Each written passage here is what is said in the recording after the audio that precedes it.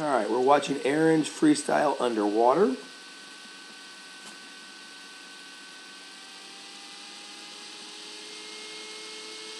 As we go into her strokes, the very first thing that I see, really like fingertip entry. Okay, that's excellent. We want to make sure we're always entering fingertips down, and that's exactly what you're doing. So well done there. Now as we get into the catch phase of our stroke, you just start bending your elbow there, right? You want to make sure that as your hand enters, you want to grab that water a little bit earlier. Bend your elbow so it's high elbows and really catching the water a little bit higher and a little bit earlier in that stroke, okay? Because your strength is coming all from your forearm down to your hand, right? But the bicep isn't doing a whole lot of pulling. By making your hand a little bit wider like that, you're actually creating more drag than pull. All right, so let's work on making sure a little bit higher catch. Good hand entry there. Eyes positioned after your breath. Excellent job. As you start to finish your stroke, you can see that the thumb is down a little bit. Make sure it's more palms up so you can lengthen out that stroke as best you can. When you shorten that, when you turn your pinky down and your thumb down, you really shorten your stroke. And you got such long arms, you want those long arms to be more beneficial. So stretch out your stroke just a little bit. Be careful on that breath not to have your entire head out of the water. You can see that there's no goggle in the water at all.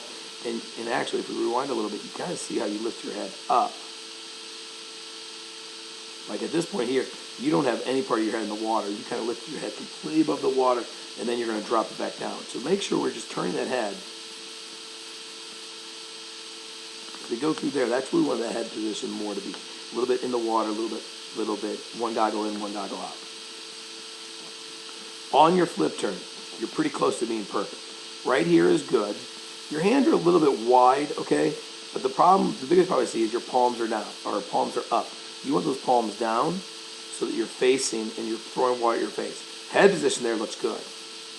All right, and it's not too wide. I've seen worse, but this can get a little bit better. Good job of getting streamlined. Good job of coming off the wall. There is nothing right in there. That looked great. Your couple kicks here on your side, make sure you get on that stomach a little bit better. Not too big of a deal, but let's make sure we're on that stomach. Good dolphin kicks.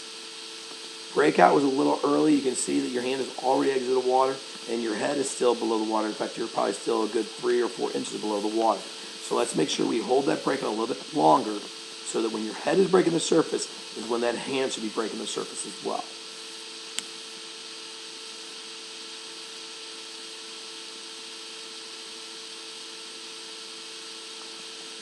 That's a good kick, but you kind of see that left leg. This leg doesn't always stay completely, doesn't always break above the surface. It's coming back a little bit here as we come off that wall. And let's really just kind of look at what you're doing with your left leg. There we go. Sorry about that.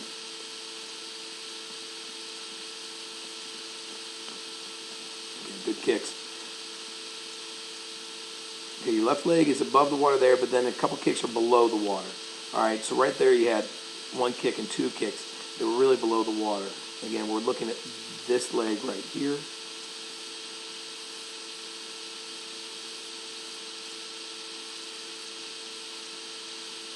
Come off the wall. There is under, there is above, there it's under, there it's above, there it's under, there it's above. Okay, so make sure we're keeping them just steady beat all the way through, good, strong, fast legs.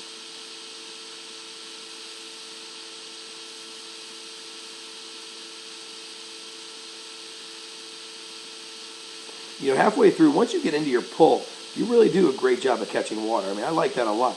But just make sure you catch it early. I mean, you good hand, good elbow. That's really good. So if you just catch earlier, you're going to be perfect, Erin. So nice. Well done. Thanks.